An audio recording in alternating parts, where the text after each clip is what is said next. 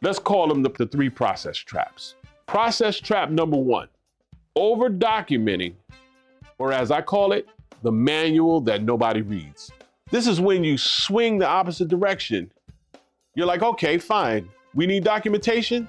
So you create the Bible of operational procedures. 50 pages, 100 pages, every single detail, screenshots, flowcharts, appendices, cross-references. You spend 3 months creating this masterpiece. You're so proud of it. You print it, you bind it, and you give it to every team member, and nobody reads it. You know why?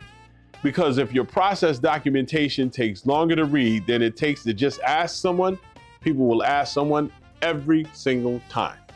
Over documentation is just another form of hope. You're hoping people will wade through all that information to find the answer. They won't. I can guarantee they won't. Process trap number two, under documenting, or as I call it, just ask Sarah. This is the opposite problem. You've got some documentation, maybe, somewhere. It's a Google Doc that 3 people know where it exists, or it's a bullet point on a whiteboard, or it's an email thread from 5 years ago. And when someone asks how to do something, oh, just ask Sarah, she knows. Great. What happens when Sarah's on vacation? Wait until she gets back? What happens when Sarah gets sick? Oh, call her at home. What happens when Sarah leaves? Well, we're screwed. Yeah, big time. Under documentation creates single points of failure. Your business becomes dependent on specific people instead of being built on systems. And the day that person leaves, and they will leave eventually, you lose years of knowledge in one afternoon. Process trap number 3, static documentation. Or as I call it, the manual that sits on the shelf. This is the most insidious one because you did the work, you documented the processes, you created the manual, you distributed it, you even trained people on it.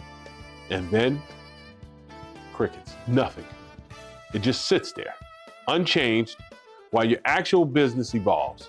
You add a new service, the manual doesn't get updated. You change your workflow, the manual doesn't get updated. You discover a better way to do something, the manual doesn't get updated. 6 months later, your documentation is wrong, it's teaching people the old way, and now you're worse off than if you didn't have a process at all. You didn't have any documentation because people are following outdated processes.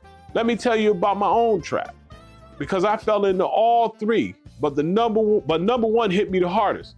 I decided we're going to document everything. I was done with hope-based operating. I was going full systems mode. So I spent 4 months creating what I thought was the ultimate operational manual for A Touch of Love.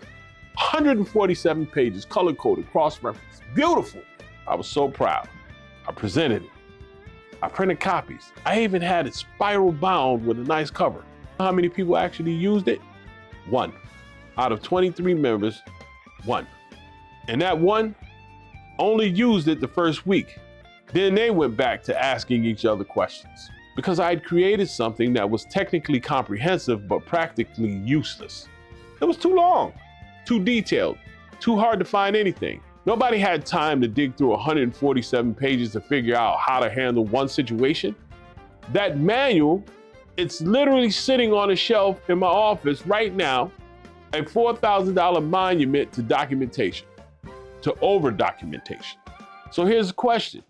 If over-documenting doesn't work, under-documenting doesn't work, and static documentation doesn't work, what does work?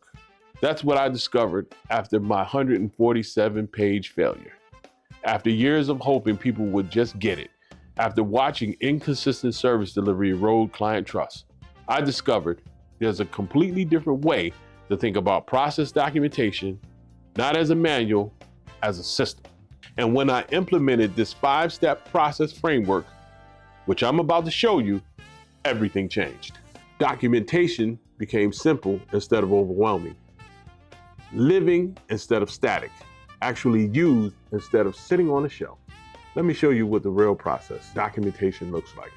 The kind that actually works in real service businesses.